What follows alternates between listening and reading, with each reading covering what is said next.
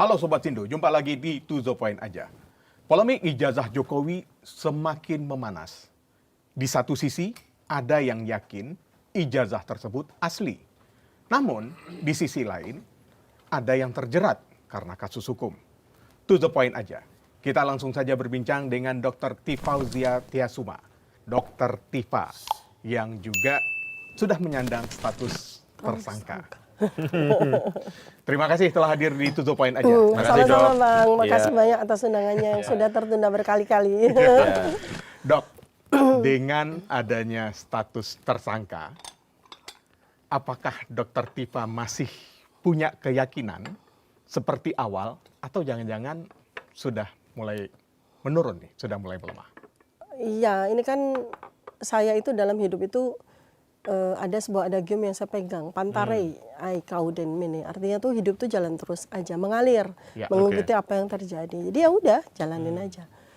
Jadi jalanin saja. Iya, karena sebenarnya kan yang diperjuangkan itu kan sebuah kebenaran ilmiah ya, melalui sebuah koridor perjalanan saya sebagai akademisi, sebagai ilmuwan gitu, untuk mengungkap pertanyaan yang sudah ada di masyarakat selama kurang lebih 11 tahun.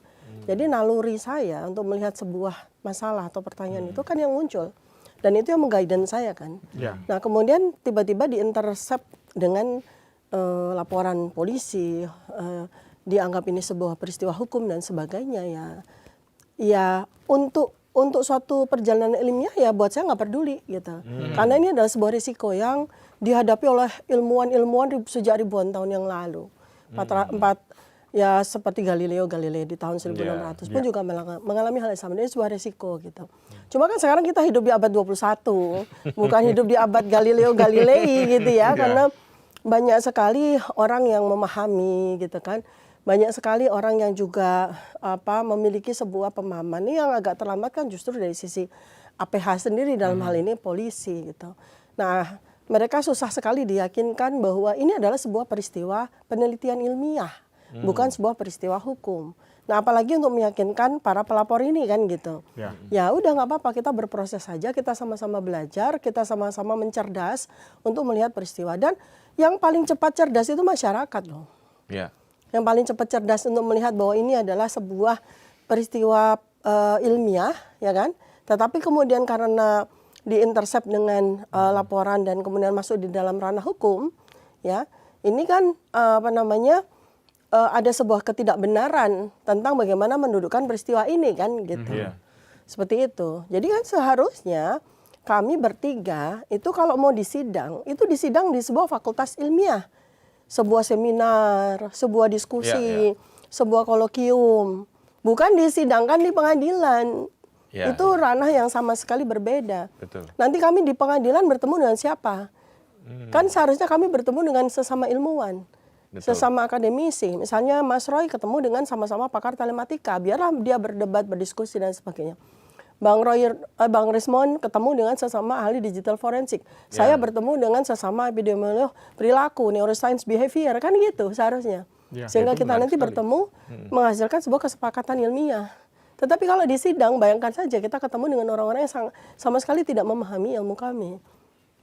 Itu yang masih keyakinan Anda yang kemudian Dr. Tifa, Roy Suryo dan Rismon tuliskan dalam buku white paper itu, Jokowi white paper itu, bahwa itu adalah sebuah tulisan ilmiah. Betul.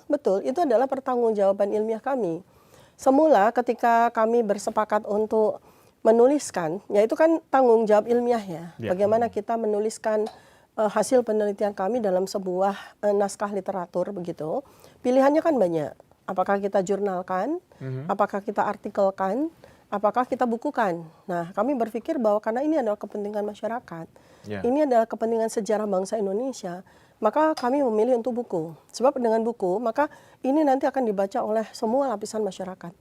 Kalau kami memilih jurnal, yang baca cuma orang-orang yang punya kepentingan untuk penelitian mereka, bertumpuk jadi debu di perpustakaan digital atau apapun gitu kan. Jadi itu yang kemudian kami berpikir bahwa karena urgent, ini adalah sebuah persoalan yang sudah 11 tahun, maka kita bukukan supaya apa? Buku itu kan bisa ribuan tahun kan, buku bisa puluhan tahun, bisa ratusan tahun gitu. Biarlah buku itu berbicara tentang sebuah kebenaran yang kami temukan.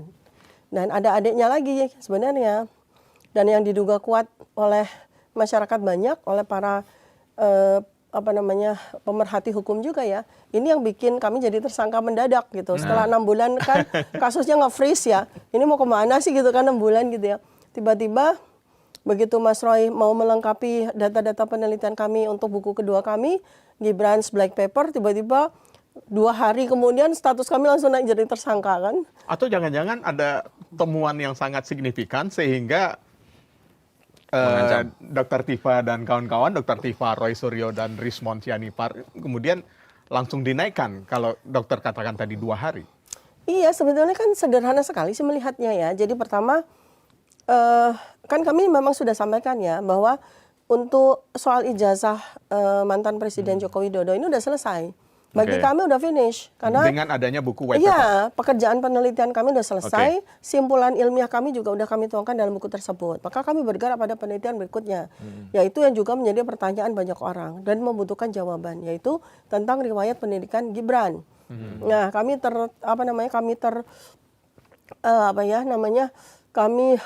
terdorong ya, tergerak hati kami untuk menyumbangkan jawaban atas riwayat pendidikan Gibran yang penuh dengan hal-hal yang janggal dan sebagainya gitu kan.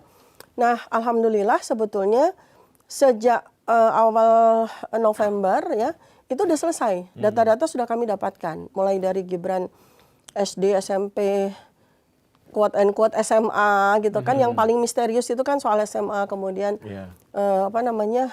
pasca SMA-nya dan sebagainya yang penuh dengan kejanggalan-kejanggalan dalam data-data yang disampaikan baik oleh Mendikdasmen, kemudian juga yang Kementerian Sekretaris Negara, kemudian KPU, kemudian juga ANRI, kemudian juga websitenya dari Wali Kota Solo gitu kan, itu kan semua serba janggal, termasuk di riwayat Gibran sendiri pada saat mencalonkan diri sebagai wali kota maupun mencalonkan diri sebagai wakil presiden, dan itu sangat butuh jawaban kan. Makanya kami tergerak untuk itu dan sudah selesai, tinggal sedikit aja tentang saksi-saksi, tentang bukti fisik ya, termasuk kampusnya dan sebagainya, itu yang memang sudah kami rencanakan. Kebetulan Mas Roy yang bisa ke OSI ya, beliau yang ke OSI. Nah, rencananya bulan Desember kami bertiga mau ke Singapura. Dan kalau memang katakanlah kita nabung-nabung dari mana-mana terus kita dapat duit, kita mau ke UK untuk ke Bradford University, rencananya seperti itu. Nah, jadi ke tempat-tempat yang dimana disebutkan Gibran bersekolah. Iya, diklaim gitu loh. Karena kan ini peneliti. Pertanggungjawaban kami itu besar sekali ya, kalau jangan sampai kami keliru kan. Jadi memang kami, katanya Gibran sekolah di Singapura ya kami akan ke sana. Gibran katanya sekolah di OSI ya kami akan ke sana. Gibran katanya mendapatkan ijazah kesarjanaan dari Inggris ya kami akan insya Allah akan ke sana kan, begitu ya. Sudah kami planning. Nah, mungkin itulah yang menakutkan ya, mengkhawatirkan gitu kan, seperti itu. Maka kan muncul begitu kami jadi tersangka di tanggal 7 November 2025, kami diperiksa sebagai tersangka di 13 November 2025, kemudian kami wajib lapor, langsung muncul pencekalan. Pertama pencekalan 20 hari, lalu kemudian 6 bulan. Iya. Kelihatan sekali kan. Jadi memang itu ya, rangkaian untuk menghadang penelitian selanjutnya. sepertinya kan kita lihat aja ya, kalau dari sisi itu kan nggak usah harus ditelah yang sangat mendalam, udah ketahuan kan. Jadi pertanyaannya sebenarnya kan kalau ujung dari apa upaya dari RRT ya? Ya, RRT. RRT ini kan sebuah buku temuan dari pertanyaan besar di masyarakat. Sebenarnya nggak perlu ditakutkan dong ya? Iyalah. Kan nggak akan ada follow up misalnya mau melaporkan itu ke MK, ke DPR kan nggak kan? Itu kan kalaupun dikerjakan biar orang lainnya mengerjakan. Nah, itu pertanyaan intinya kan gitu kan? Kami setia sebagai akademisi, peneliti yang fokus untuk memberikan jawaban kepada pertanyaan publik. Betul. Secara ilmiah gitu kan? Tugas kami kan di situ, ranah kami gitu kan. Nanti adapun ini menjadi sebuah bukti atau mau diteruskan oleh para pihak yang lain yang terserah mereka mau apakan gitu kan bukti ini ya silakan.